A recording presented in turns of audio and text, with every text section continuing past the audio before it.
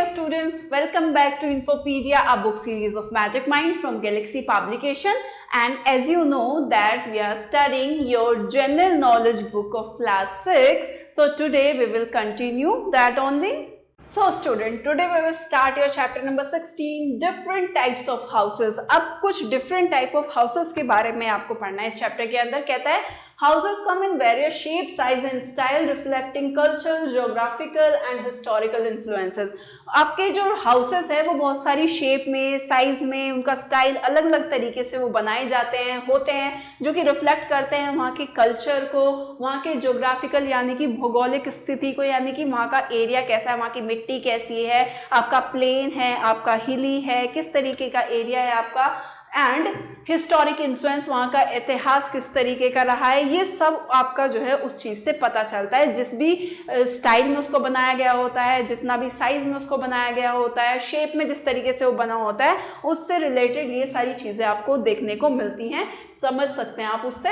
Understanding different type of houses helps us appreciate diversity in architecture. यानी कि जो आपकी आर्किटेक्चर है, यानी कि जो बनावट है, आप जब इन घरों के बारे में पढ़ेंगे, डिफरेंट हाउसेज के बारे में पढ़ेंगे, तो उससे आपको क्या जानने को मिलेगा, आप अप्रिशिएट करोगे कि जो बनावट है, कितने अलग अलग तरीके से जो है हम हाउसेस को बना सकते हैं, उनका जो आर्किटेक्चर है वो अलग अलग तरीके से कितने डिफरेंट वेज में उसको बनाया जा सकता है, उसको आप क्या करेंगे, सराहेंगे, अप्रिशिएट करेंगे इस चैप्टर को पढ़ने के बाद में. And living spaces around the world, और किस तरीके के स्पेसेस हैं जहाँ पर लोग रहते हैं, उसको आप अप्रिशिएट करेंगे जानने के बाद में. Let us read about the different type of houses and right their name. ऐसे ही कुछ हाउसेस के बारे में पढ़ना है और उनके नाम लिखना है. जिसमें फर्स्ट कह रहा है these houses stand alone and are not attached to any other buildings. ये कह रहा है कि ये घर जो होते हैं वो अकेले होते हैं और इनके आसपास कोई भी बिल्डिंग जो है वो नहीं होती है. They typically have a yard और garden surrounded them and offer more privacy than attached home. ये क्या कह रहा है कि के आसपास में यार्ड होता है इस तरीके का, यानी खुला घास का मैदान होगा, चारों तरफ गार्डन वगैरह होगा, इसके जो इसको चारों तरफ से घेरे हुए होगा. इस घर में जो है कैसी मिलती है, ज़्यादा प्रिवेसी मिलती है, क्योंकि आसपास कोई नहीं है तो शोर शराबा नहीं होगा, तो इसमें प्रिवेसी कैसी मिलती है, ऐसे हाउसेज में वो ज़्यादा मिलती है. तो जिसको प्रिवेसी चाहिए होती है वो ही ऐसे घर बनाते हैं.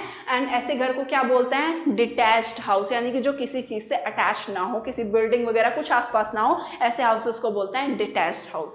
Second is these houses are connected to each other in a row sharing side walls. ये कैसे घर हैं, ये कनेक्टेड होते हैं एक दूसरे से, इनकी एक कॉमन वॉल होती है जिसको ये शेयर करते हैं और एक लाइन में, एक रो में बने हुए होते हैं. They often have uniform facade and can vary in size from small cottage to large town houses. इनका जो बनावट है आगे की वो कैसी होती है, यानी कि यूनिफॉर्म फसाड का मतलब है कि इनके सामने का जो हिस्सा होता है वो ऑलमोस्ट सबका देखने में सेम होता है, जैसे देख as you can see here. बस इनके साइजेस कैसे हैं, वो साइजेस इनके छोटे बड़े हो सकते हैं. और ऐसे हाउसेस को क्या बोलते हैं, टेरेस्ड हाउसेस बोलते हैं. Clear. Third is they are single storey houses with a low wide profile. ये क्या है, ये सिंगल स्टोरी बिल्डिंग है, यानी कि एक माले के ही ये घर होते हैं जिनका जो फ्रंट है वो कैसा होता है, वो चौड़ा होता है. They are often characterised by their spaciousness and accessibility with bedroom and living areas all on one level.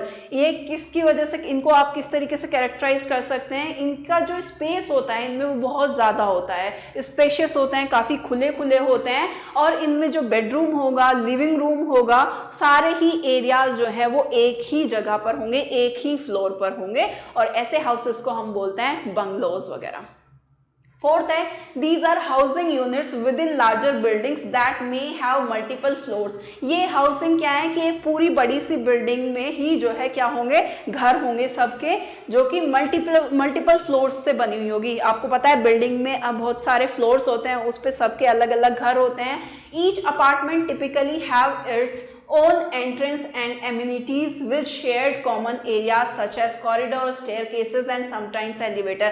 इसमें सारे ही अपार्टमेंट्स की जो है खुद की एक एंट्रेंस होती है, यानी कि खुद का सबका दरवाजा अलग होगा, उनका खुद का एक अपार्टमेंट अलग होगा, सुविधाएं अलग होंगी. लेकिन कुछ ऐसी चीजें होती हैं जो कॉमनली सबको शेयर करनी पड़ती है. बिल्डिंग में जितने भी अलग अलग फ्लोर पे या एक ही फ्लोर पे अगर बहुत सारे घर बने हुए हैं तो उनको कुछ ऐसी चीजें हैं जो कॉमन में भी शेयर करनी पड़ती है. जैसे क्या हो गया, जैसे कॉरिडोर्स वगैरह हो गए, वो सब सबके शेयर करने पड़ते हैं। स्टेयर केसेस हो गए जिससे वो आते जाते हैं, या एलिवेटर्स, लिफ्ट वगैरह हो गई जो कॉमन होती हैं, जो उनको शेयर करनी पड़ती है। बस उनका जो मेन डोर हो गया या अंदर का जितनी भी चीज़ें हैं, सुविधाएं हैं, वो क्या है, वो उनके सबके घर में अवेलेबल होगी, चाहे पानी हो चाहे इलेक्ट्रिसिटी हो, वो सबका डिफरेंट, सबका अपना अपना होता है, राइट। तो ऐसे क्या होता है, अपार्टमेंट्स। क्या है, अपार्टमेंट्स। आप सभी को पता है आजकल जो है ये अपार्टमेंट वगैरह का सिस्टम बहुत ज़्यादा है कि अपार्टमेंट लेकर लोग रहना जो है ज़्यादा आजकल प्रेफर कर रहे हैं। Now fifth is These are houses located on agricultural land on farms। ये ऐसे हाउसेस हैं जो आपके एग्रीकल्चर यानी कि कृषि वाले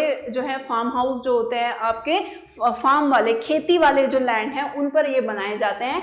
दे are often larger in size to accommodate farming families and may have barn और other agriculture building nearby. ये ज़्यादातर उसके साइज के मामले में बहुत ज़्यादा बड़े होते हैं, जिससे जितने भी फार्मिंग फैमिलीज़ हैं यानी कि जो फार्मिंग करती हैं ऐसी फैमिलीज़ वहाँ पर रह सकें, और आसपास में गोडाउन वगैरह, और जैसे अगर किसी के पास कोई फार्मिंग करता है तो उनके इक्विपमेंट रखने के लिए अलग अलग स्टोर रूम्स, गोडाउन्स वगैरह आसपास में क्या होते हैं, बने हुए होते हैं, जिससे पूरी बड़ी फैमिली जो है वो एक साथ रह भी सकती है, और आसपास जितना भी ज़रूरत का उनका सामान होता है वो सब भी वहाँ पर अवेलेबल होता है, उनके पास में ही वो बना हुआ होता है। और ऐसे हाउसेस को बोलते हैं क्या, farm house. And the last is these are also known as trailers और मैन्युफैक्चर्ड होम्स। इनको जो है ट्रेलर या फिर मैन्युफैक्चर्ड होम्स भी बोला जाता है। Are prefabricated houses design to be movable. ये आपके पहले से बनाए गए हुए हाउसेज होते हैं जो कि कैसे होते हैं, मूवेबल होते हैं, इनको एक जगह से दूसरी जगह पे लाया ले जाया जा सकता है। They are constructed in factories and transported to their final location offering flexibility and affordability.